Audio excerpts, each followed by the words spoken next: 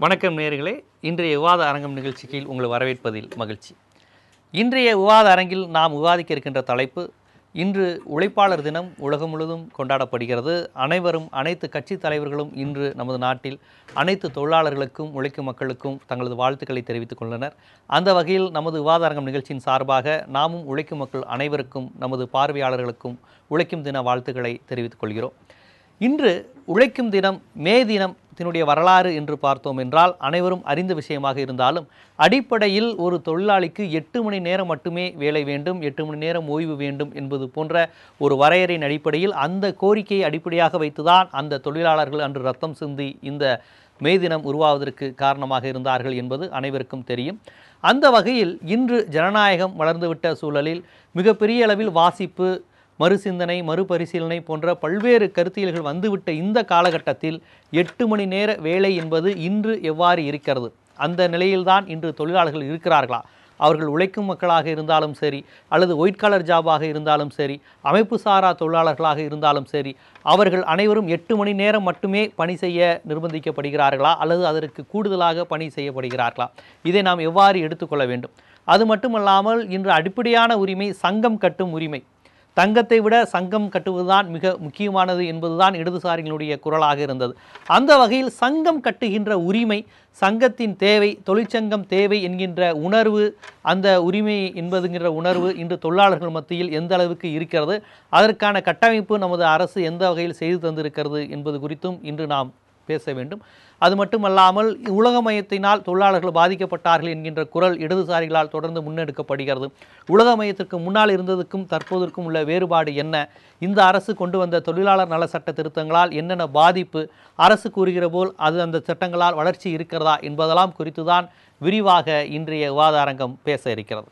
இந்த விவாத அரங்கில் கலந்து கொண்டு தங்களது கருத்துக்களை எடுத்துரைப்பதற்காக மறுமலர்ச்சி திராவிட முன்னேற்ற கழகத்தினுடைய தொழிற்சங்க பிரிவு தலைவர் வழக்கறிஞர் அந்திரிதாஸ் அவர்கள் நமது விவாத அரங்கிற்கு வந்திருக்கிறார்கள். பாரதிய ஜனதா கட்சியினுடைய முக்கிய பிரமுகர் கோபிகிருஷ்ணன் அவர்கள் நடுவண் அரசினுடைய தொழிலாளர்களுடைய போக்கு, தொழிலாளர் குறித்து அவர்களுடைய நிலைப்பாடு குறித்து விரிவாக பேச இருக்கிறார். மற்றும் மத்திய அரசினுடைய ஊழியர் சம்மேளனத்தினுடைய பொதுச் செயலாளர் துரைப்பாண்டியன் அவர்களும் அரசு ஊழியர்களுடைய நிலை என்ன என்பது குறித்து விரிவாக பேச இருக்கிறார். இந்திய பொதுவுடைமை கட்சியை சேர்ந்த தோழர் வீரபாண்டியன் அவர்களும் இந்த பிரச்சனை குறித்து இடதுசாரிகள் பார்வையில் இந்த மே தினத்தை அவரது பார்வையில் விரிவாக இங்கு எடுத்துரைக்க இருக்கிறார். இவர்களுடன் இணைந்துதான் இன்றைய விவாத அரங்கம் விரிவாக பயணிக்க இருக்கிறது. சார், நீங்கள் சொல்லுங்கள். நீங்கள் ஒரு தொழிற்சங்கம் அப்படிங்கிற முறையில் இப்போ நீங்கள் ஆவடி ஃபேக்ட்ரி இந்த மாதிரி பல்வேறு விஷயங்கள் நேரடியாக தொழிற்சங்க பிரச்சனை தெரியும். மதிமுக அப்படிங்கிற விஷயத்தையும் தாண்டி தொழிலாளர்கள் தொழிற்சங்கம் அப்படிங்கிற பிரச்சனையே தெரியும். இன்றைக்கி தொழிற்சங்கங்கிற அமைப்பு எந்த வகையில் செயல்படக்கூடியதாக இருக்குது, செயல்படுகிற வகையில் இந்த கட்டமைப்பு உங்களுக்கு வசதியாக இருக்குது இந்த அரசுங்கிற கட்டமைப்பு? அதாவது சித்திரச்சோலைகளே உண்மை நன்கு திருத்த இப்பாரினில் முன்னர் எத்தனை தோழர்கள் ரத்தம் சொரிந்தனரோன்னு புரட்சி கவிஞர் பாடினார். ஆனால் இந்த நாட்டினுடைய முன்னேற்றத்திற்காக வேறும் தூருமாக இருந்த தொழிலாளர்களுடைய முகச்சித்திரம் மாறிவிட்டுதான்னு சொன்னால் நிச்சயமாக கிடையாது. கார்ல் மார்க்ஸ் அன்றைக்கு என்ன சொன்னாரோ அது இன்றைக்கும் அப்படியே நிலுவையிலே இருக்கிறது. Workers of the world unite, you have nothing to lose but only chains.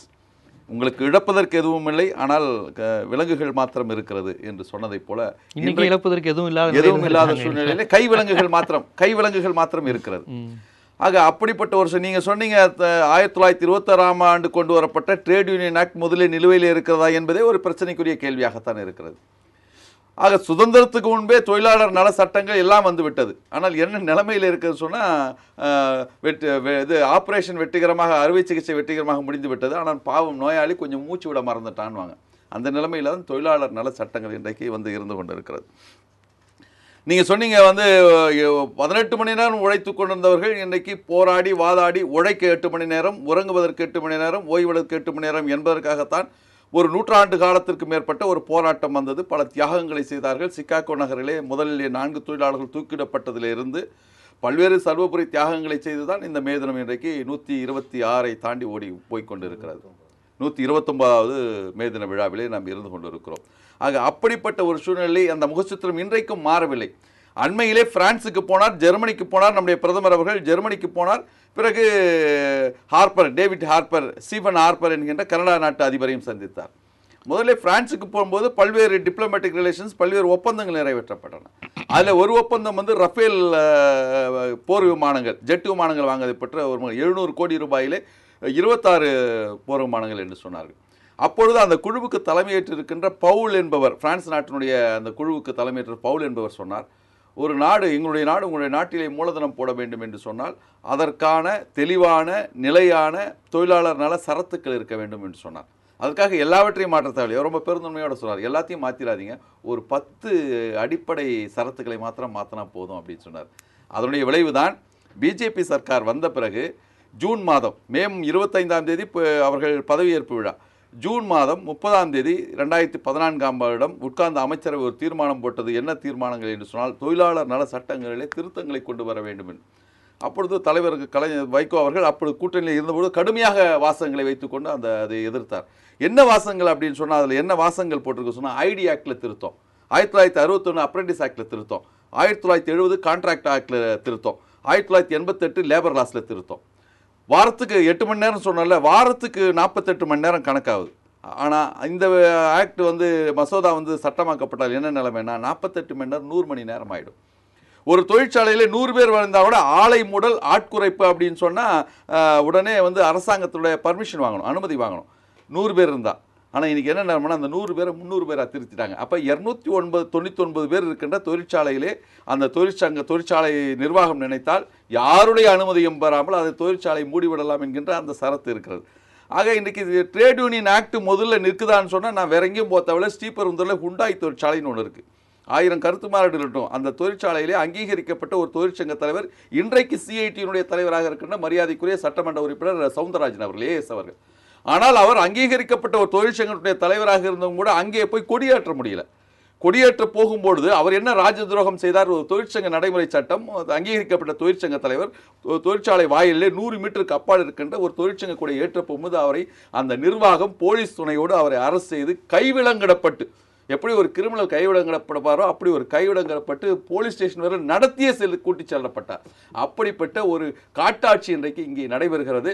தொழிலாளர் நல சட்டங்கள் எல்லாம் இன்றைக்கு வெளிநாட்டிலே இருக்கின்றவர்கள் மூலதனம் செய்வதற்கு ஏற்பட்ட அந்த சூழ்நிலையை உருவாக்கி இருக்கிறது. ஒன்றை மாத்திரம் என்னுடைய முதல் உரையை முடிக்கிறேன். அண்மையிலே மார்ச் 3ஆம் தேதி தொழிலதிபர் அனில் அம்பானி அவர்கள் ஒரு கட்டுரை எழுதியிருக்கிறார். அதிலே மோடி சொன்னதாக அந்த கட்டுரையை தொடங்கி இருக்கிறார்.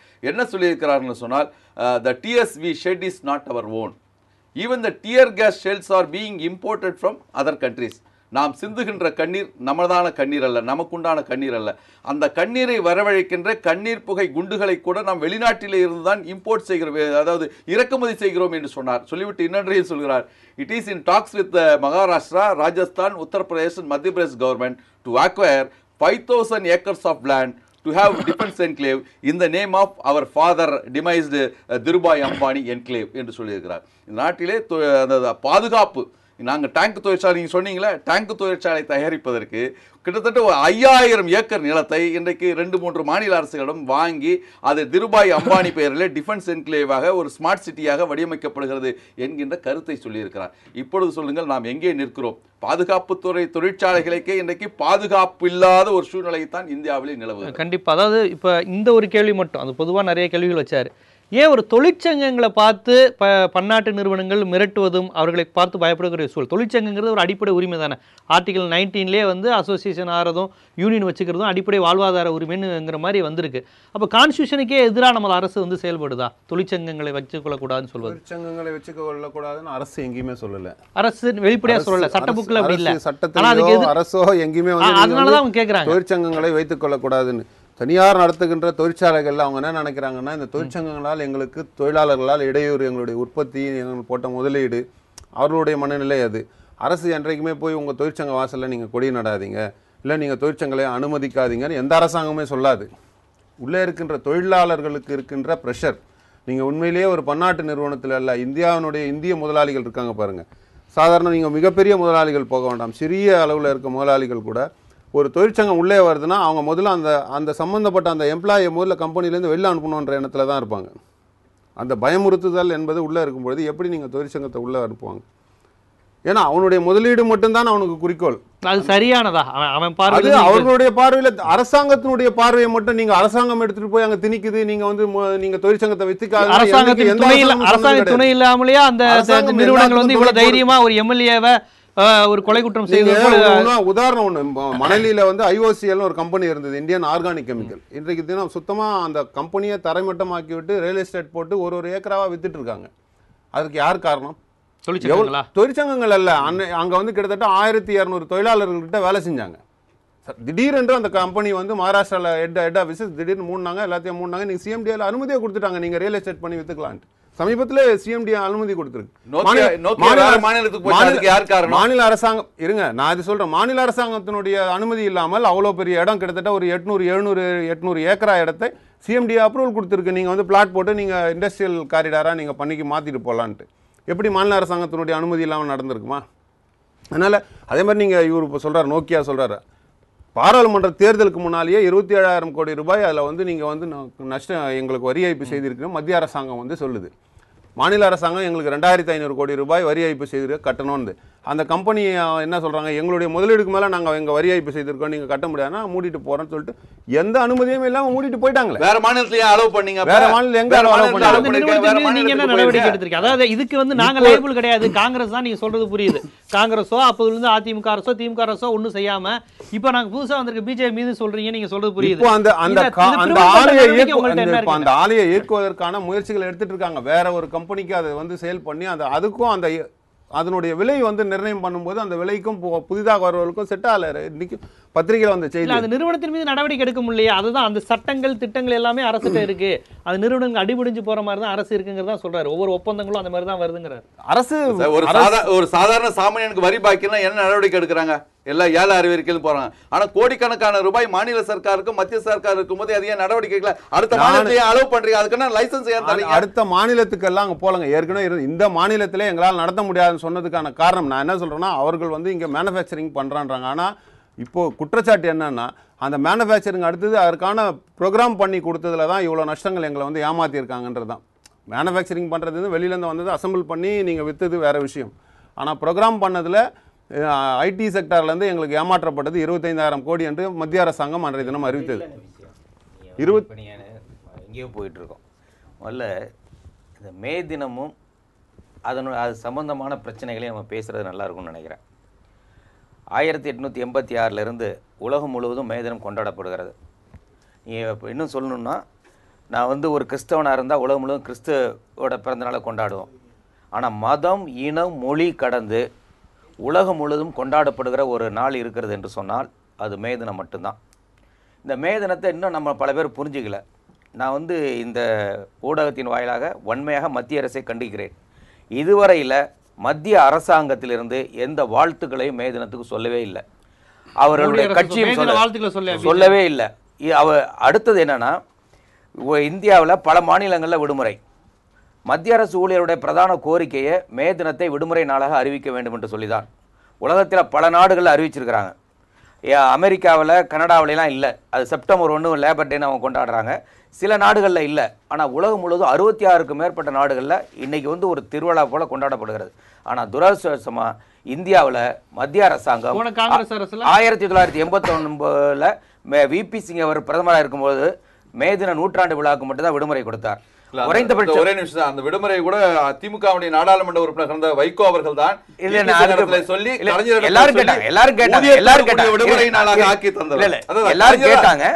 எல்லாரும் கேட்டாங்க. அதே மாதிரி தமிழ்நாட்டில் திமுக ஆட்சிக்கு வந்தப்பதான் விடுமுறை, மே தினத்துக்கான விடுமுறை கொடுத்தாங்க. இன்னும் பல மாநிலங்கள் இல்லை.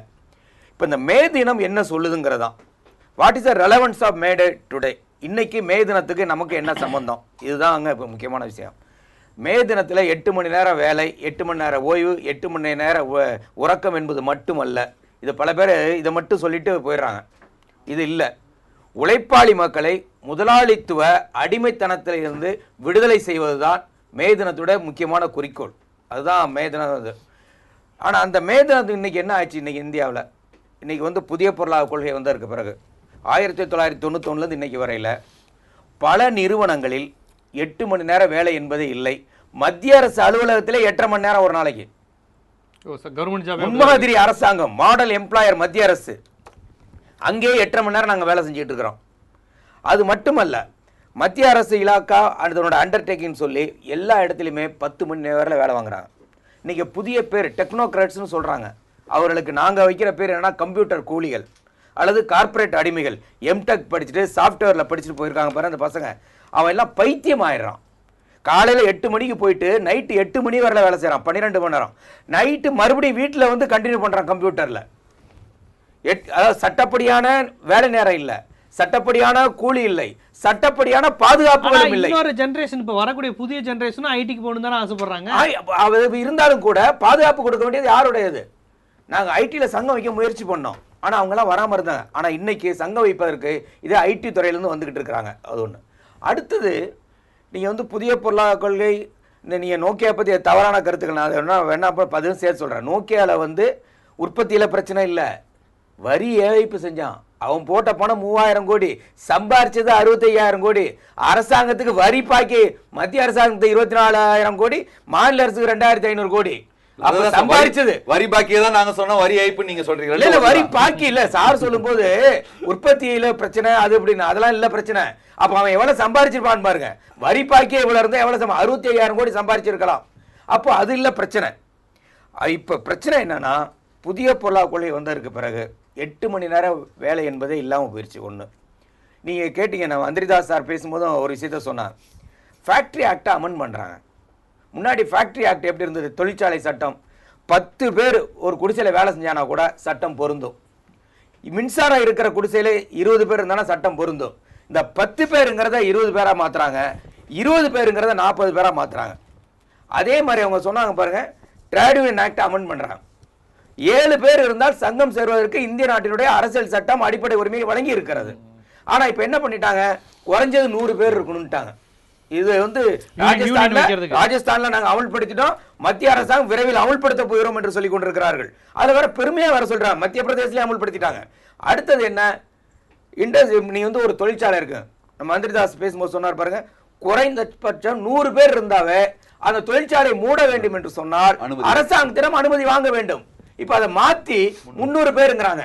இப்ப இதுல கணக்கு பாத்தீங்கன்னா கிட்டத்தட்ட 65% 300க்கு கீழே இருக்க தொழிற்சாலைகள் தான் இருக்கு இந்தியாவில்.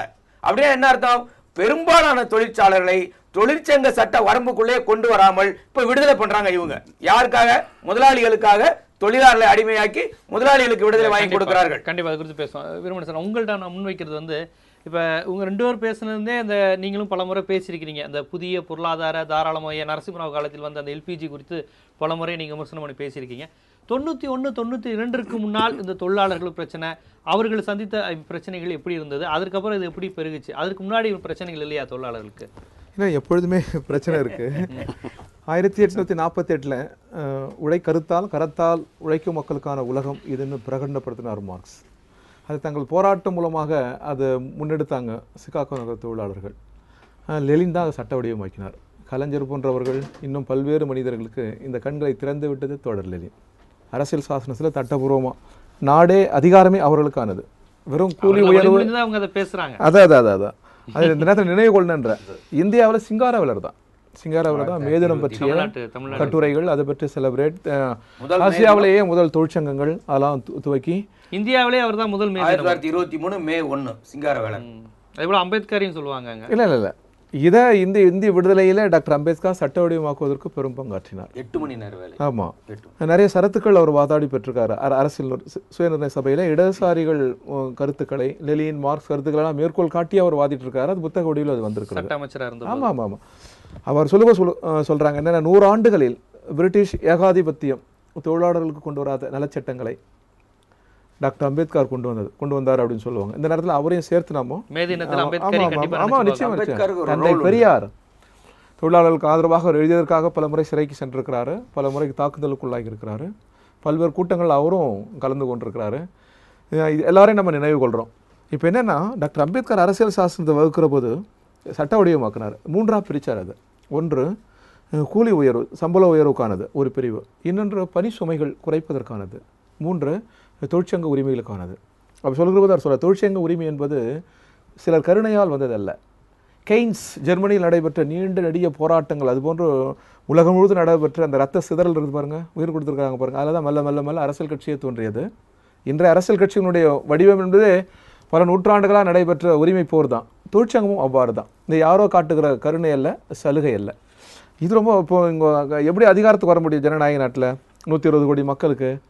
ஒரு நபர் அதிகாரத்தை எடுக்க முடியாதுல்ல. எனக்கு கட்சி வடிவங்கள் வந்திருக்கிறது. கட்சி வடிவம் என்பதே நீண்ட நெடிய போராட்டம் தான். அதுபோல் தொழிற்சங்கமும் அவ்வாறு தான். எனவே தொழிற்சங்கங்கள் வந்து ஒரு பொழுதுபோக்கு மன்றம் அல்ல, மனமகிழ் மன்றம் அல்ல.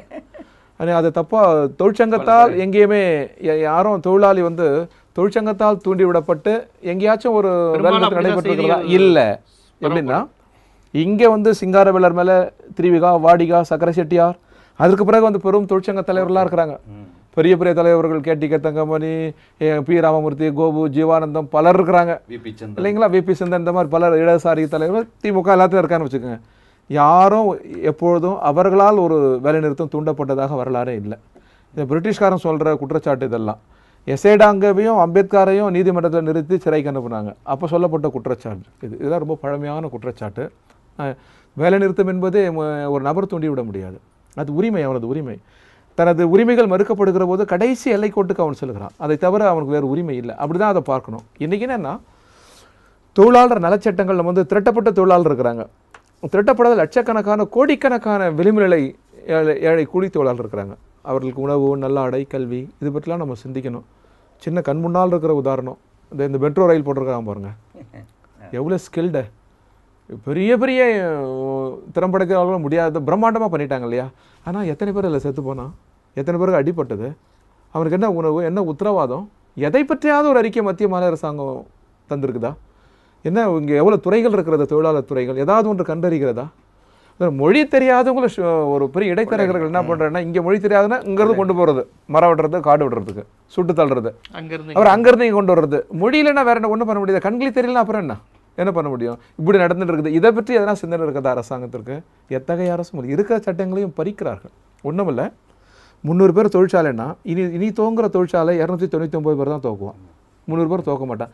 இது குறைந்தபட்சம் எல்லோருக்குமே தெரியும். தொழிற்சாலைகள் எவ்வாறு இருக்க வேண்டும், அது நலச்சட்டங்கள் எவ்வாறு இருக்க வேண்டும் என்று மெக்கனமேரா உலக வங்கியினுடைய தலைவர் காலத்திலிருந்து இன்று வரை அழுத்தம் தரப்படுகிறது. உலகமயம், தாராளமயம் என்பது என்ன? இது நமது விருப்பம் அல்ல, கிழக்குலக நாடுகளின் விருப்பம் அல்ல, இந்தியாவின் விருப்பம் அல்ல, ஒடுக்கப்படுகிற நாடுகளின் விருப்பம் அல்ல. அது பெரிய வளர்ந்த நாடுகளின் விருப்பம். அவர்கள் நெருக்கடியை நம்ம நெருக்கடியாக திணிச்சிட்டான்.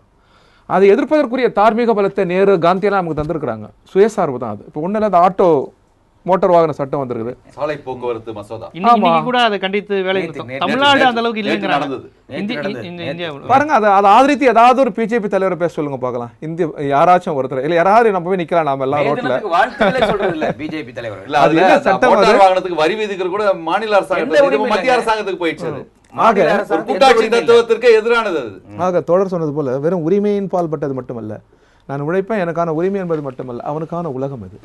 இங்கே இப்போ கூட சிலர்லாம் சொல்கிறாங்க கேபிட்டல் மூலதனத்தை போடுறான்னு. என்ன அந்த கான்செப்டே தப்பு. மூலதனன்றது என்ன?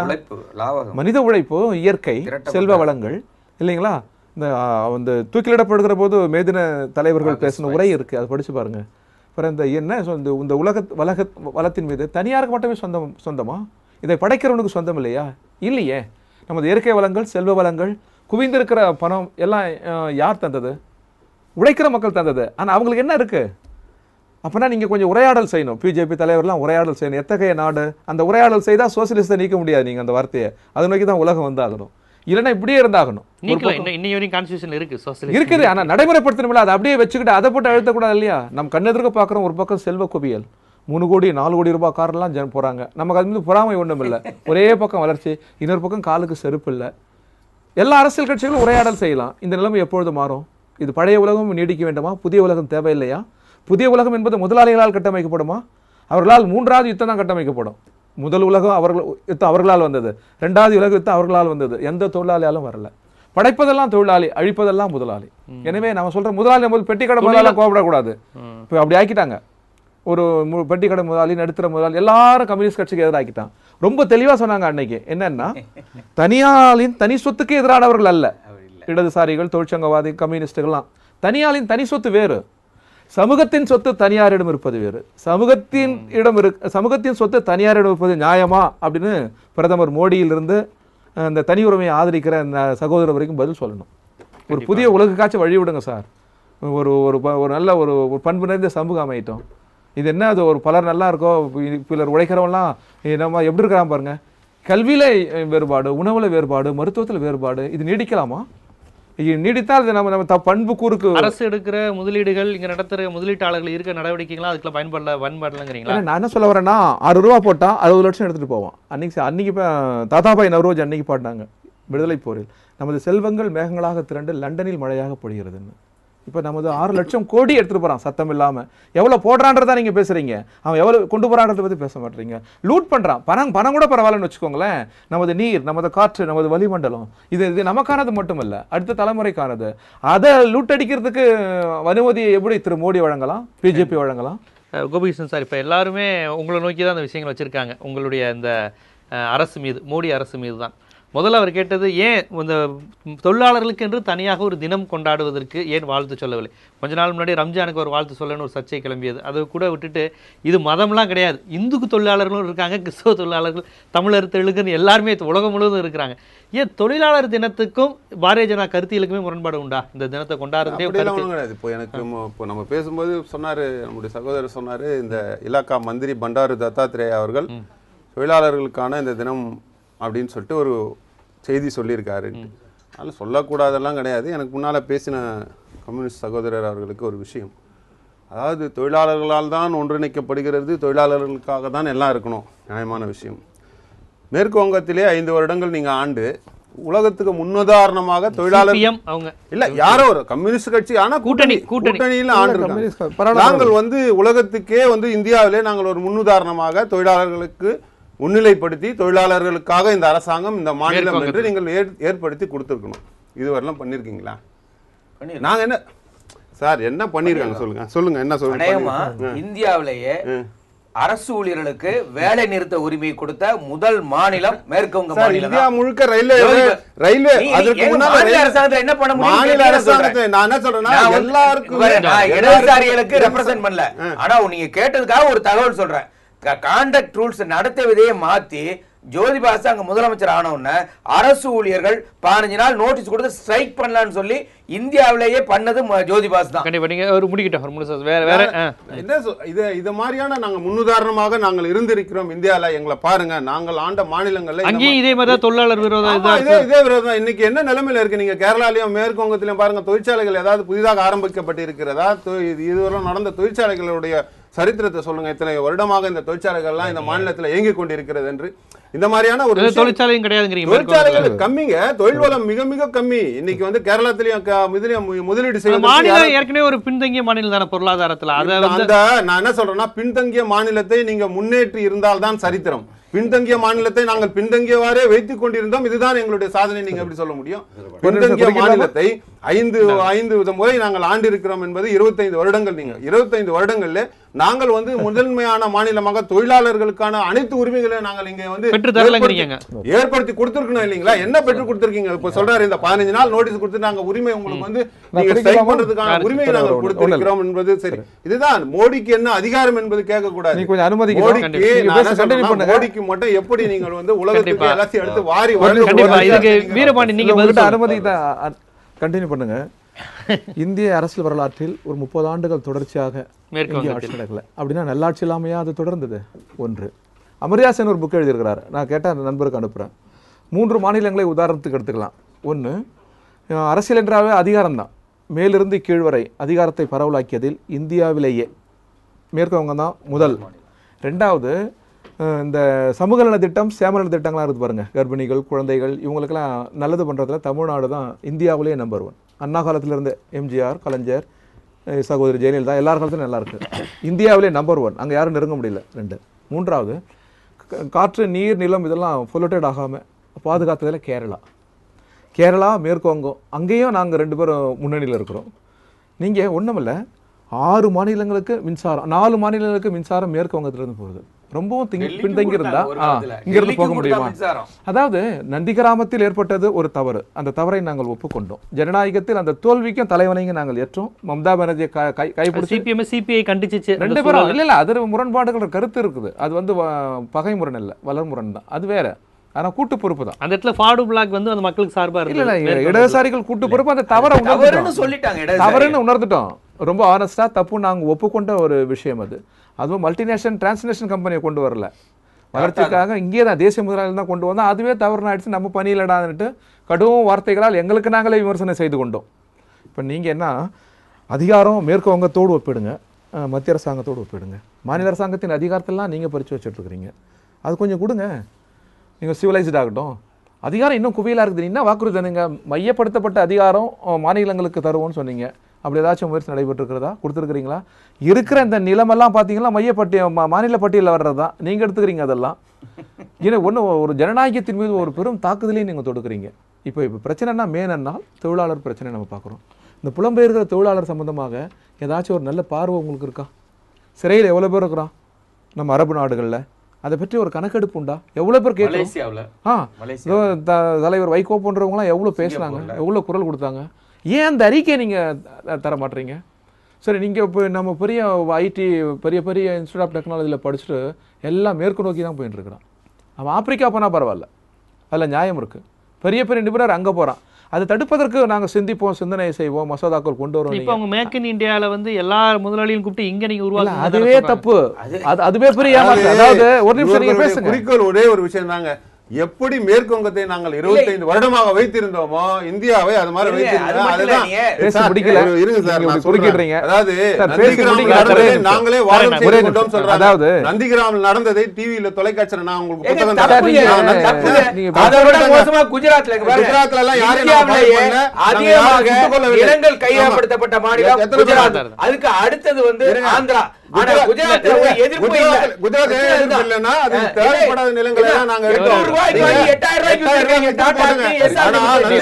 கிராம மக்களை நோக்கி யார் சுட்டது? கம்யூனிஸ்ட் தோழர்கள் தான் சுட்டாங்க. எதிர்க்கிற உரிமை மாநில அரசுக்கு இருக்கா, மத்திய அரசுக்கு? அதை நிர்பந்திக்கிற உரிமை மாநில அரசுக்கு இல்ல. சிறப்பு பொருளாதார மண்டலம் பொருளாதார மண்டலத்துக்கு இடம் கையகப்படுத்தியது யார்? அங்க யார்? மாநில அரசாங்கம் தானே கையகப்படுத்திச்சு. சிறப்பு பொருளாதார மண்டலம் மாநில அரசாங்கத்தால் உருவாக்கப்பட்டது. டாடா நானோ காருக்காக எடுத்துட்டு வராங்க அந்த இடத்தை.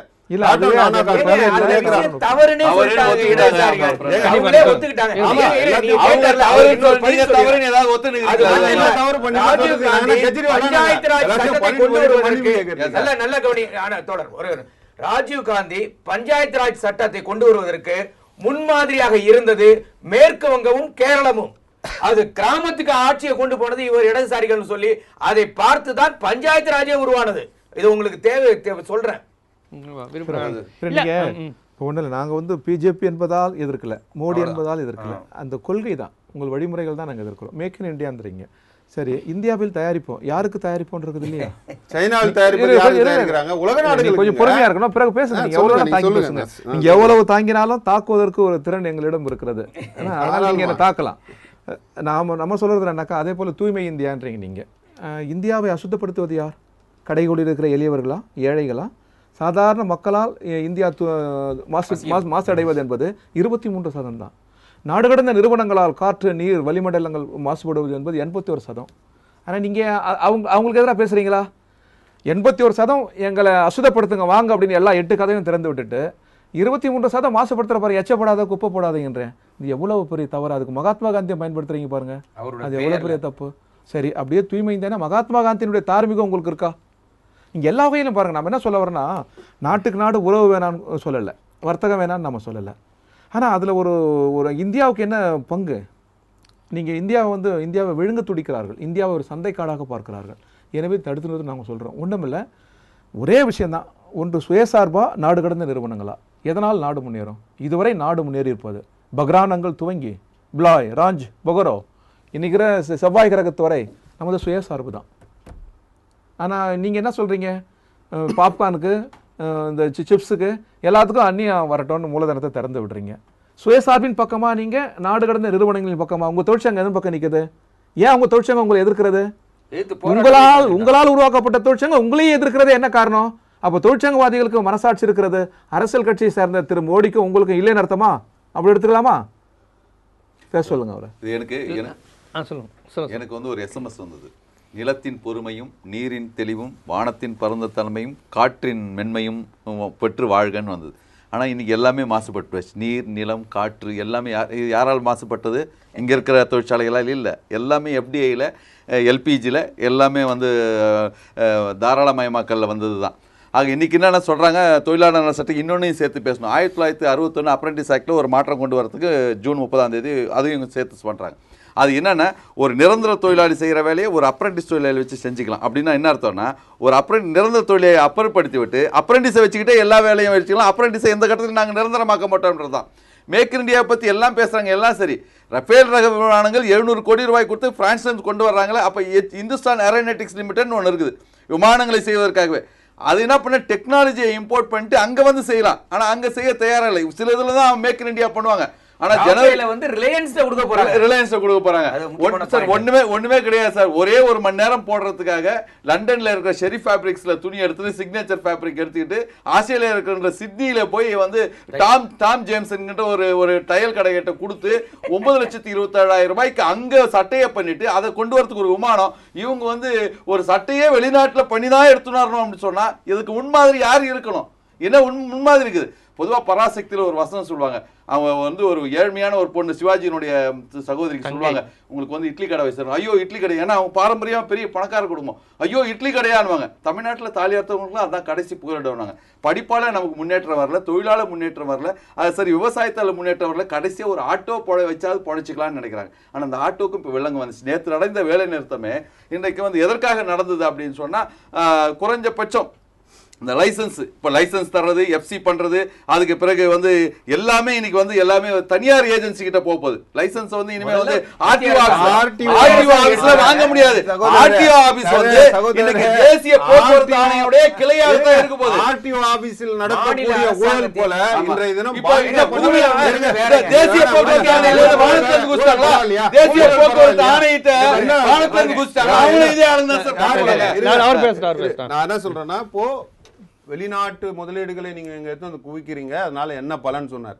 இந்திய தேசத்திலே இன்றைக்கு ஐடி செக்டார்ல வேலை செய்யக்கூடிய பல லட்சம் இளைஞர்கள், பல லட்சம் ரூபாய் சம்பளம் எப்படி வந்தது உங்களுக்கு?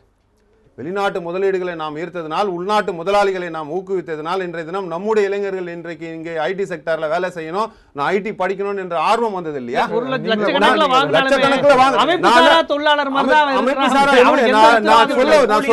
அதே மாதிரி மேக் இன் இந்தியா என்பது இந்தியாவில் தயாரித்து உலக நாடுகள் முழுக்க நாம் விற்க வேண்டும். இந்தியாவில் தயாரிப்பதற்கு முதலாளிகளை நாம் ஊக்குவிக்க வேண்டும். ஏன்னா அந்த டெக்னாலஜியை நம்ம கத்துக்கணும்னா இந்த நாட்டுல வந்து நீங்க தொழிற்சாலை ஆரம்பிச்சாதான் இந்திய நாட்டு தொழிலாளிக்கு தாங்க வேலை கொடுக்கறதாங்க. நாங்க ஒன்னும் அந்நிய தொழிலாளர்களை கொண்டு வரல. ஏங்க நீங்க தொழிற்சாலை ஆரம்பித்தால் இந்த நாட்டினுடைய தொழிலாளர்களுக்கு தான் அந்த வேலை வாய்ப்பு வரப்போகுது. வெளிநாட்டுல இருந்து எந்த தொழிலாளர் வரப்போறது இல்லை. மூலதனத்தை தான் நம்ம வரவேற்கிறோம். வரவேற்தான் இந்தியாவினுடைய இது.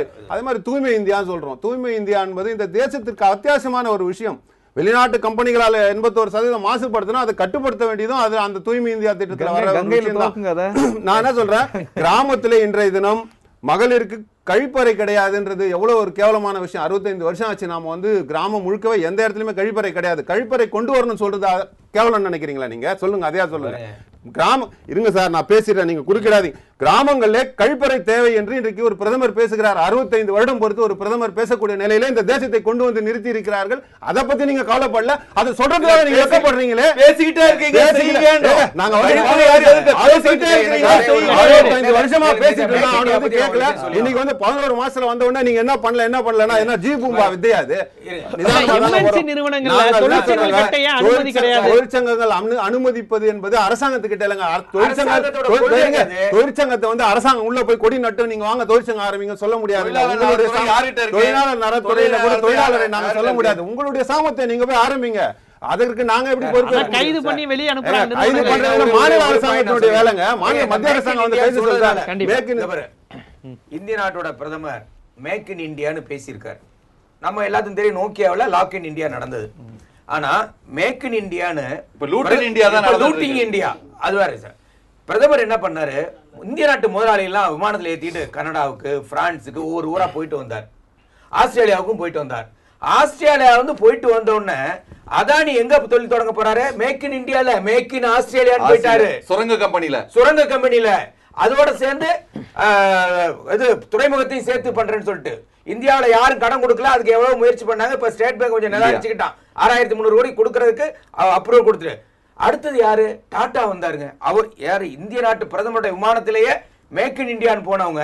அங்கிருந்து டாடா வந்துட்டு ஜாகுவார் கார் தொழிற்சாலையை போய் சைனாவில் தொடங்குறார். இதெல்லாம் என்ன மேக் இன் இந்தியாவா? ஏன் இந்திய நாட்டு முதலாளிகளை நீங்க ஊக்குவிக்கலப்பா?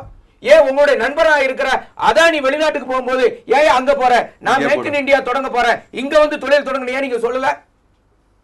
யோசிக்கணும், சீரியஸான விஷயம். அதாவது என்ன நஷ்டமாகிற கம்பெனி, அந்த சுரங்க கம்பெனி நஷ்டத்துல போற கம்பெனி ஓடுறதை இவர் லாபத்துல எடுத்து இவருக்கு அந்த எக்ஸ்பர்டைஸ் இருக்கான் குஜராத்ல மற்ற இடத்துல சுரங்கம் நடத்தி, அதனால அவர்கிட்ட கொடுக்குறாங்களா? இப்ப நான் அந்த விஷயத்துக்கு எல்லாம் போகலங்க. நான் வந்து தோழர் வீரபாண்டியன் சொன்னதோட கருத்தோட உடன்படுறேன். வெளிநாட்டு மூலதனம் வரவே கூடாது என்று பேசவே இல்லை. அப்படித்தான் நீங்க பேசுறீங்க. இல்ல நீங்க தப்பு மோடி வெளிநாடு முதலீடுகள் கொண்டு வர மோடி சொல்லுவதில் இருக்கிற எந்த கண்டிஷன்ல கொண்டு வரீங்கிறது கொண்டு வரணும் சொல்லுங்க. நீங்க ஒரு இது வரைவு கொடுங்க சொன்னார் பாருங்க. முதல்ல இந்திய நாட்டுடைய தொழிற்சங்க சட்டம் செல்லாதுன்னு சொல்றான். பன்னாட்டு நிறுவனங்கள் இந்திய நாட்டினுடைய தொழிற்சங்க சட்டம் வெளிநாட்டு தொழிற்சாலைக்கு குறிப்பா சிறப்பாக ஸ்பெஷல் எக்கனாமிக் ஜோன்ல இந்திய நாட்டு குப்பை கூடைக்கு போயிடுச்சு, பொருந்தவே பொருந்தாதுன்றாங்க. அப்ப நீங்க நோக்கம் என்ன? அப்படி எவ்வளவு பணம் வந்திருக்கு நாம பேசுவோம் வாங்க. இந்தியாவுல நீங்க கொண்டு வர எவ்வளவு பணத்தை கொண்டு வந்திருக்கீங்க? எவ்வளவு பணத்தை இங்க இருந்து கொண்டு போயிருக்கான்? இங்க இருந்து கொண்டு போயிருக்கிற பணம் அதிகம். நல்லா இங்க உள்ள முதலாளிகள் அங்க போய் ஆரம்பிச்சா நமக்கு வளமா? யாரு இங்க உள்ள ஏமாற்று வேலைங்க இதெல்லாம். இதுதாங்க புதிய பொருளாதார வியாபாரம்.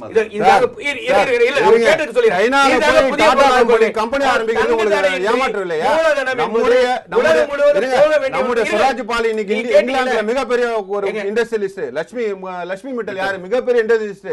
இந்தியாவினுடைய குஜராத் மாநிலத்தை சேர்ந்தவர் தான், லண்டன்ல மிகப்பெரிய ஒரு இண்டஸ்ட்ரியலிஸ்ட். ஏன் இந்த நாட்டை சேர்ந்தவர் வெளிநாட்டுல ஆரம்பிக்க கூடாது? வெளிநாட்டு கம்பெனிகள் தான் இங்க வரணும். இந்தியாவில அதானி ஆரம்பித்தால் உடனே அதானி வந்து குஜராத் மோடியினுடைய நண்பர். இந்திய நாட்டுல இருக்கிற முதலாளிகள்ட்ட பணம் இருக்குங்க. ஆசிய நாடு, ஆப்பிரிக்க நாடு முழுவதும் இப்ப இந்திய நாட்டு முதலாளி சாப்பிட போறான், முழுங்க போறான். பணம் இல்லாம இல்ல இந்திய நாட்டு முதலாளிகள்ட்ட. நல்லா நீங்க புரிஞ்சுங்க. இவங்க புதிய பொருளாதார கொள்கை வந்ததற்கு பிறகு நீங்க கேட்டீங்களா ஒரு கேள்வி, ஏன் நம்ம நாட்டு முதலாளி வெளியே போக கூடாது? இப்ப ரொம்ப தெளிவாயிட்டாங்க. என்னன்னா தங்கு தடையின்றி மூலதனம் உலகத்துல எந்த மூலைக்கு வேணாலும் போலாங்கிறதா புதிய பொருளாதார கொள்கை. எங்க லாபம் கிடைக்குதோ, இன்னைக்கு சொன்ன மாதிரி தோழர் சொன்ன மாதிரி 1848 கார்ல் மார்க்ஸ் எழுதினார், லாபம் கிடைக்கும் என்று சொன்னால் முதலாளி தேசத்தை கடந்து, தேச எல்லையை கடந்து போய் எந்த தொழிலையும் செய்வான். நல்லா கவனிங்க, எந்த தொழிலையும் செய்வானா. இப்ப அதனால இப்ப போக ஆரம்பிச்சிட்டாங்க. இப்ப நாம வந்து கேட்கறது என்னன்னா, உள்நாட்டுல வந்து நம்ம நாட்டுல தொழில் தொடங்கும் போது என்ன கண்டிஷன், அதான் இங்க உள்ள தொழிலாளர் சட்டங்களை உங்க இது பண்றாங்க. அடுத்தது என்னன்னா, பணத்தை எடுத்துக்கிட்டு போறதுக்கு கட்டுப்பாடு விதிக்கணும். சீனாவுல வந்து ஒருத்தன் தொழில் தொடங்கினால் அந்த தொழிலை தொடங்கிட்டு லாபத்தை அங்க மறுமுதலீடு செய்ய வேண்டுமே தவிர எடுத்துக்கொண்டு போக முடியாது. அடிப்படை உரிமை தொழிலாளிக்கு கொடுக்கறாங்க. தொழிலாளிக்கு சீனால அடிப்படை உரிமையே கிடையாது. மாணவர்கள் ஏத்து பேச முடியாது. ஏங்க என்ன பண்ணாங்க? மாணவர்கள் ஏத்து பேச வேண்டாம். கொண்டுட்டு போனாங்க. சீனாவை பேசிருக்கீங்க. உரிமை இல்லாத ஒரு நாட்டை பத்தி பேசாதீங்க. ஒரு அரசு உரிமை, அடிப்படை உரிமை கொடுக்காத, மனித உரிமை கொடுக்காத ஒரு நாட்டை பத்தி பேசாதீங்க. மனித உரிமை சீனாவுல ஸ்பெஷல் எக்கனாமிக் ஜோன் அனுமதிச்சிருக்காங்க, நிலங்களை அவங்களும் கொடுத்திருக்காங்க. ஆனா ஒரு கண்டிஷன் போட்டாங்க, டாப் டு பாட்டம் எல்லாமே வந்து சீனர்களுக்கு தான். அப்படி ஒரு சட்டத்தை நீங்க போட தயாரா? ஏன் இல்ல? இதுமே நன்னால் நீங்க இந்த நேரத்துல முதலாளிகளால் தான் ஒரு நாடு முன்னேறும் என்பது போன்ற கருத்தை பிஜேபி நண்பர் வைக்கிறாரு. அப்படி வரலாறே இல்லை. நான் சொல்லல, தயவு செய்து ஒன்னு சொல்லுங்க. நீங்க சொன்னதுக்கு நான் பதில் சொன்னேன். நான் சொல்லல முதலாளிகளால், தயவு செய்து புரிஞ்சுங்க. அதுபோல சொன்னதுக்கு நான் நன்றி. ரொம்ப நன்றி. இல்ல இல்ல இல்ல, உலக வந்து அந்த கோணத்துக்கு நீங்க கொண்டு போறீங்க. அதனால தான் நான் பதில் சொல்ல வேண்டியது. சரி, நீங்கல்ல பிரதமர் அதுல உறுதியாக இருக்கிறார். உங்க மேல ஒரு குற்றச்சாட்டுல ஒண்ணும் இல்ல. நீங்க ஐரோப்பாவினுடைய நோயாளி 1917 ரஷ்யா எப்படி 30 ஆண்டுகளில் ஒரு விண்வெளியில் அமெரிக்காவை பின்னுக்கு தள்ளினா யார் மூலதனத்தை போட்டாங்க அந்த நாட்டில்? இல்லை. 2, நீங்கள் அமெரிக்கா 1929 கிரேட் டிப்ரெஷன் பீரியட், அது ஒரு நெருக்கடினா எல்லாரும் பிச்சை தட்டு எடுத்துட்டான். எப்படி முன்னேறினா? யார் அங்கே போட்டாங்க காப்பிட்டலில்? ஒன்றும் இல்லை. நமக்கு நாமே திட்டம், சுயசார்பு தான்.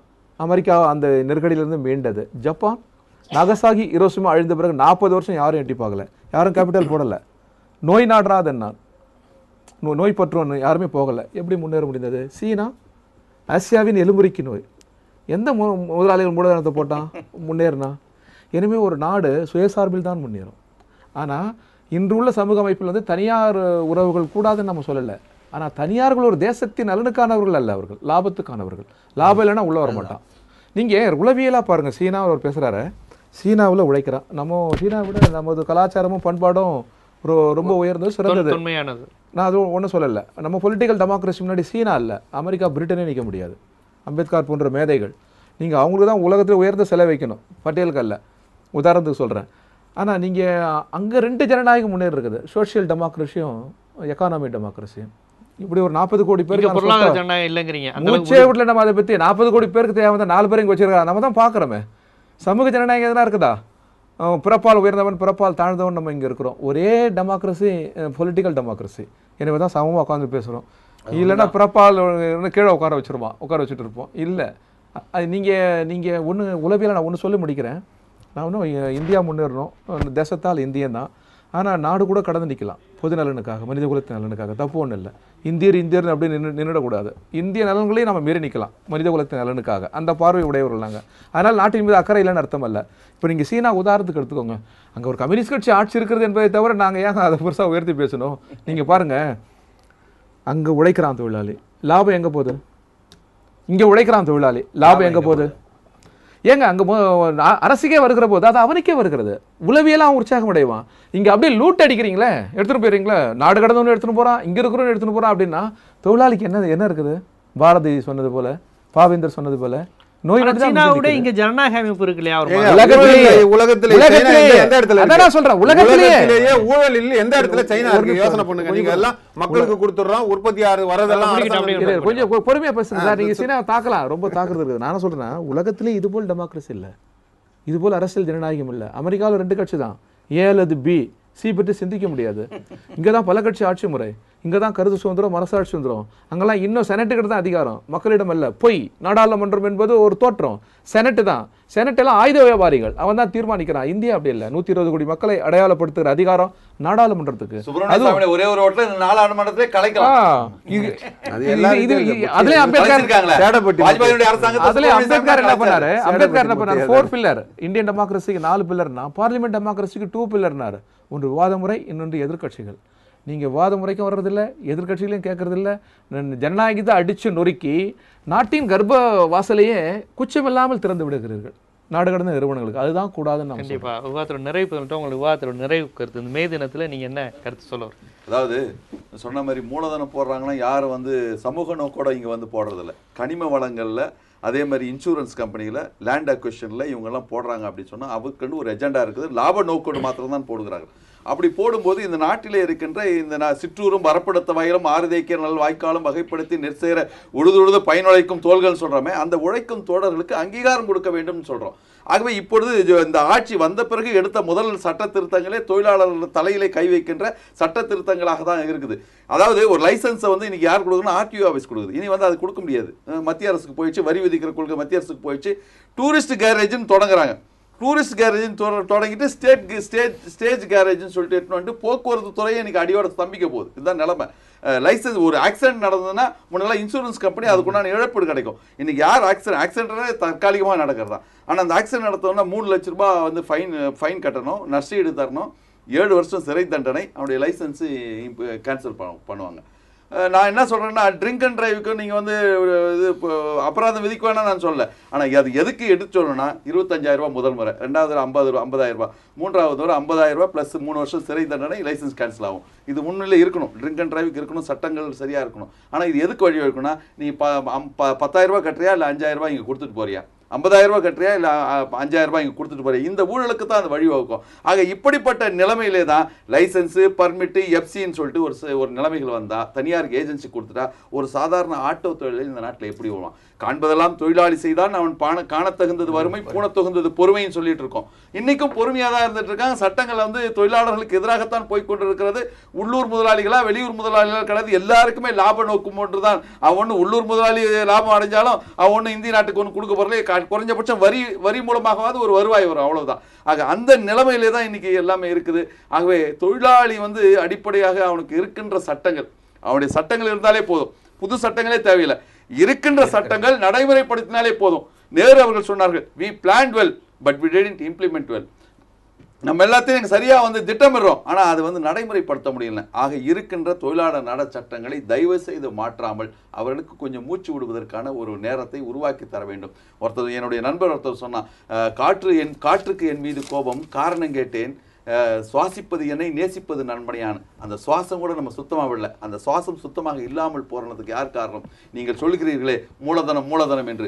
அந்த மூலதனை போட்டு விட்டு நம்முடைய மண்ணை மரடாக்கி விட்டு நம்முடைய சுவாசத்தையும் இன்றைக்கு நுரையீரலையும் கெடுத்து கொண்டிருக்கின்ற அந்த மூலதனம் போடுகின்ற முதலாளிகள் தான். கண்டிப்பா அது வீரமணியன் சார் ஆரம்பத்தில் ஒன்று சொன்னார். அதாவது இடதுசாரிகள் ஆளுகின்ற மாநிலம் தமிழ்நாடு. இந்த திராவிட இயக்க கருத்து, இடதுசாரி இயக்க கருத்துக்களை தான் அதிகமான நலத்திட்டங்கள், அடிப்படை விளிம்புநிலை மக்களை பற்றிய சிந்தனைகளும் திட்டங்களும் இந்த 2-3 மாநிலங்களில் தான் வந்திருக்கு, மற்ற மாநிலங்களில் வரலை அப்படிங்கிற மாதிரி விமர்சனம் சொன்னார். அது நீங்கள் எப்படி பார்க்குறீங்க? எல்லா திட்டங்களும் இங்கிருந்து தான் வந்திருக்கு. இன்னைக்கு இந்தியா முழுவதும் பயன்படுத்தி அமிர்தியாசன் சொன்னார். டாக்டர் அமிர்தியாசன் அவர் சொன்னதை நீங்கள் எடுத்துருக்கீங்க. அமிர்தியாசன் குறிப்பிட்டதா?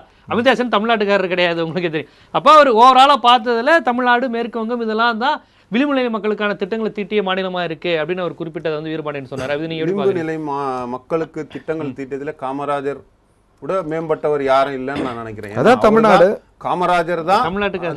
தமிழ்நாடு தான். நாங்க அது ஒண்ணு நான் ஒன்னும் அவர் ஆந்திரால இருந்து வந்தாரு சொல்ல. காமராஜரை விட விளிம்பு நிலை மக்களை குறித்து சிந்தித்து அவர்களுக்கான திட்டங்களுக்கு முன்னோடி அவர் தான். அதற்கு பிறகுதான் மத்தவங்க எல்லாம்.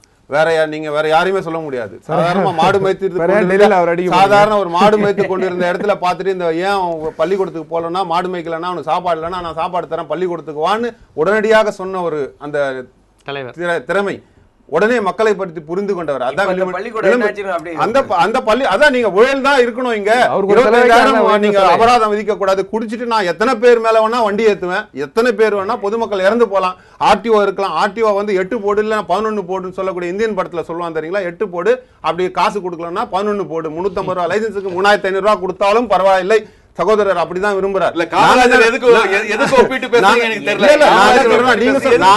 விளிம்பு நிலை மக்களுக்கான முன்னோடின்னு சொன்னா காமராஜர் அவர்களுக்கு மேல் யாரும் கிடையாது, அவர் தான் முன்னோடி. அதற்கு பிறகு வந்தவர்கள் எல்லாம் அதை பார்த்து இந்த மாதிரியான திட்டங்களை நாம் மக்களுக்கு கொடுக்க வேண்டும், விளிம்பு நிலையில இருப்பவர்களுக்குன்னு கொடுத்தாங்க.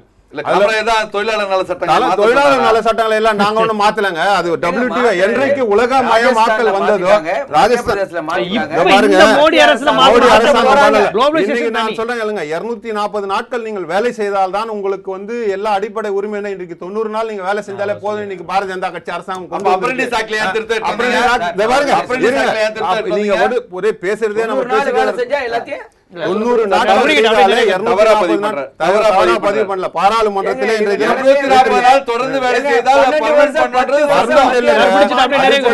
அந்த விடுமுறை கால சலுகைகள் எல்லாம் 90 நாட்கள் வேலை செய்தாலே அந்த விடுமுறை கால சலுகைகள் எல்லாம் கொடுக்கணும். அதே மாதிரி கர்ப்பிணிகள் ஆமா கொண்டு வராங்க பாராளுமன்றத்திலே இன்னைக்கு வச்சிருக்காங்க மசோதா.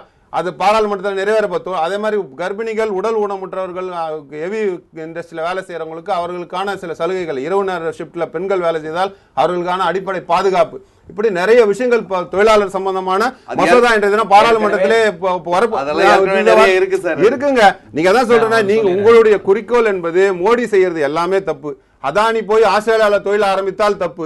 அதே அதானிக்கு இங்க இடம் கொடுத்து இருங்க சார் மேற்கு ஆஸ்திரேலியா போறதுல தவறு இல்லைங்க. இந்த தேசத்துல இருக்கிற எங்க நண்பர் இல்ல, உங்களுக்கு நண்பர் தான். இந்தியாவில் இருக்கிற எல்லாரும் உங்களுக்கு நண்பர் தான். ஏன் நன்மை இல்ல? நீங்க அங்க தொழிலதிபர் சுராஜ்பால் அங்க போய் தானே இன்னைக்கு இங்கிலாந்துல தானே மிகப்பெரிய பணக்காரர், மிகப்பெரிய தொழிலதிபர். லட்சுமி மிட்டலும் அதே தானே இங்கிலாந்துல மிகப்பெரிய தொழிலதிபர். உங்களுடைய நிறைவு கருத்து? இது மே தினம் 129 ஆண்டுகள் முடிந்ததற்கு பிறகும் இந்திய நாட்டில் தொழிலாளர்கள் தன்னுடைய நிலையில் மாற்றம் இல்லாமல் தவித்துக் கொண்டிருக்கிறார்கள். காங்கிரஸ் ஆட்சியிலும் அப்படிதான் இருந்தாங்க, பிஜேபி ஆட்சியில மோசமா போய் கொண்டிருக்கிறது. இன்னைக்கு புதிய கொள்கை என்னன்னா, அவுட் சோர்சிங் என்ற பெயரில் மத்திய அரசுல, மாநில அரசுல அரசாங்கத்தின் வேலையை வெளியாட்களுக்கு கொடுத்து செய்து கொண்டிருக்கிறார்கள். சட்ட பாதுகாப்பு இல்லை. இவர் 90 நாள் வேலை செஞ்சா ரெகுலரைஸ் பண்ணுவாங்கிறாங்க. 240 நாள் இல்ல, 10 வருடங்கள் வேலை செய்தவர்கள் தபால் அலுவலகத்துல அப்பனும் ஈடியா இருந்திருக்கிறான், பிள்ளையும் ஈடியா இருந்திருக்கிறான். அவன் இன்னும் ரெகுலரைஸ் ஆகல. 20 வருஷம் 25 வருஷம் தபால்ல ஜிடிஎஸ் என்ற பெயரில். அதனால அது மாதிரி சட்டம் வந்த மாதிரி எங்களுக்கு தெரியல. அப்ப நாங்க சொல்றதுதான், இன்னைக்கு கம்ப்யூட்டர்ல எந்த உரிமையும் இல்லாம தொழிலாளர் வேலை செய்கிறார்கள். தோழர் வீரபாண்டியன் சொன்னது போல நம்ம கண்ணுக்கு தெரிஞ்ச உதாரணத்தை சொன்னார். மெட்ரோ ரயிலுக்காக யாரு பெத்த பிள்ளையோ இங்க செத்துக்கிட்டு இருக்கிறான். அவனுக்கு எந்த சட்ட பாதுகாப்பும் இல்லை. உழுவுறான், அடிபடுறான், சாவுறான், அடிபட்டு ஆஸ்பத்திரியிலே கிடக்கிறான். அந்த மருத்துவமனையை போய் பார்ப்பதற்கு கூட நாதி இல்லாமல் இருக்கிறார்கள். எனவே இந்திய நாட்டில் தொழில் தொடங்கட்டும், ஆனால் சட்டப்படியான ஏற்கனவே இருக்கிற சட்டங்களை மாற்றாமல் பாதுகாத்தாலே இவர்கள் இந்திய தொழிலாளிக்கு மிகப்பெரிய நன்மை செய்தவர்களாக மாறுவார்கள். கண்டிப்பா தோழர், உங்களோட நிறைவு கருத்து. தொழிலாளர்னா வெறும் தொழிற்சாலை தொழிலாளி மட்டுமல்ல, அது இல்லாத விவசாய கூலி தொழிலாளர் இருக்கிறாங்க. ரொம்பவும் கடின உயிரை பணயம் வைத்து விண்ணை மண்ணை பிளந்து உயிர் கொடுக்குற தொழிலாளிலாம் இருக்கிறான். அவங்களாம் எந்த சலுகையும் இல்லை, எந்த உரிமையும் இல்லை. அவர்களுக்கெல்லாம் நல்வாழ்வு வரணும். அதற்குரிய சட்டத்திருத்தங்களை தான் நாங்கள் ஆதரிக்கிறோம். நான் நிறைவாக சொல்கிறது என்னன்னா, மே நன்னாளினுடைய ஒரு நினைவாக இந்த உலகம் உழைப்பவர்களுக்கானது. ஒரு புது உலகம் தேவைப்படுகிறது. தமிழ்நாடும் சரி, இந்தியாவும் சரி, ஒரு புதிய உலகம், புதிய வாழ்க்கை முறை. அது ஒரு சமதர்ம முறையில் தான் அடைய நாங்கள் நம்புகிறோம். அதை தான் பகவத்சிங் நம்பினார், நேரு நம்பினார், பெரியார் நம்பினார், அம்பேத்கர் நம்பினார், நமது மேதைகள்லாம் நம்பினாங்க. அதை தவிர ஒரு பாதை இல்லை. இது என்ன, இது ஒரு கார்ப்பரேட் பாதையில் நாடு சமதர்மம் அடையுமா? அடையாது. ஒரு தொழிலாளர் வர்க்க பாதையில் தான் நாடு சமதர்மம் அடையும். எனவே அது எத்தகைய பிரதமர் ஆட்சிக்கு வந்தாலும் சரி, இந்த கருத்து நிலையில் தான் நாடு சென்றாக வேண்டும். அப்பொழுதுதான் நாடு வாழும். எனவே மே நன்னாளில் மேதின தொழிலாளர்களை நினைவுறுவது என்பதே ஒரு சமதர்ம கொள்கையை முன்னெடுப்பதாக தான் அமையணும். அடுத்த தலைமுறையாச்சும் இதன்பால் வரணும். அதுக்கு பிஜேபியெல்லாம் வழிவிடணும். கண்டிப்பா செயல்படுத்தணும்னு சொல்லாம வழிவிடணும்னு சொல்லியிருக்கீங்க. மக்கள் ஓட்டு போட்டாதான் வர்றதுக்கு. இன்றைய விவாத அரங்கம் நிகழ்ச்சியில் இன்றைய மே தினத்தில் தொழிலாளர்கள் என்னென்ன சிக்கலில் இருந்து கொண்டிருக்கிறார்கள், உழைக்கும் தொழிலாளர்கள் மட்டுமல்லாமல் படித்த தொழிலாளர்கள், அரசு பணியில் இருப்பவர்கள், அமைப்பு சாரா தொழிலாளர்கள், எல்லோருக்கும் என்னென்ன சிக்கல்கள் இருக்கிறது, புதிதாக இப்போது காங்கிரஸ் அரசாக இருந்ததும் பாரதிய ஜனதா அரசாக இருந்தாலும் இவர்கள் தொழிலாளர் நல சட்டங்களை எவ்வாறு பயன்படுத்துகிறார்கள், இவர்கள் திருத்துகின்ற திருத்தம் எல்லாம் எந்த அளவுக்கு பயனுள்ளதாக இருக்கிறது அல்லது அவர்களுக்கு விரோதமாக இருக்கிறது என்பதெல்லாம் குறித்தும், தொழிற்சங்கங்கள் முறையாக செயல்படுகின்றனவா, தொழிற்சங்கங்களுக்கான உரிமைகள் இருக்கின்றனவா, தொழிற்சங்க தலைவர்கள் எவ்வாறு நிறுவனங்கள் பெருநிறுவனங்கள் பார்க்கின்றன, அரசு யாருக்கு சாதகமாக இருக்கிறது, அரசு எவ்வாறு இருக்க வேண்டும் என்பதெல்லாம் குறித்தும் நடுவண் அரசு, இடதுசாரிகள், தொழிற்சங்கங்கள் என பல்வேறு தரப்பினரின் பார்வையில் பல்வேறு கோணங்களில் இன்றைய விவாத அரங்கம் அமைந்தது என்றே நான் நினைக்கின்றேன். இந்த விவாத அரங்கில் கலந்து கொண்டு தங்களது கருத்துக்களை எடுத்துரைத்த மறுமலர்ச்சி திராவிட முன்னேற்ற கழகத்தினுடைய தொழிற்சங்கத்தை சேர்ந்த வழக்கறிஞர் அந்துரிதாஸ் அவர்களுக்கும், பாரதிய ஜனதா கட்சியினுடைய முக்கிய பிரமுகர் கோபிகிருஷ்ணன் அவர்களுக்கும், மத்திய அரசினுடைய ஊழியர் சம்மேளனத்தினுடைய பொதுச் செயலாளர் துரைபாண்டியன் அவர்களுக்கும், இந்திய பொதுவுரிமை கட்சியினுடைய மாநில துணைச் செயலாளர் வீரபாண்டியன் அவர்களுக்கும் எங்களுடைய விவாத அரங்கம் நன்றியை தெரிவித்துக் கொள்கிறது. மீண்டும் விவாத அரங்கம் நிகழ்ச்சியில் சந்திக்கும் வரை உங்களிடமிருந்து விடைபெறுவது ஜீவசகாப்தன்.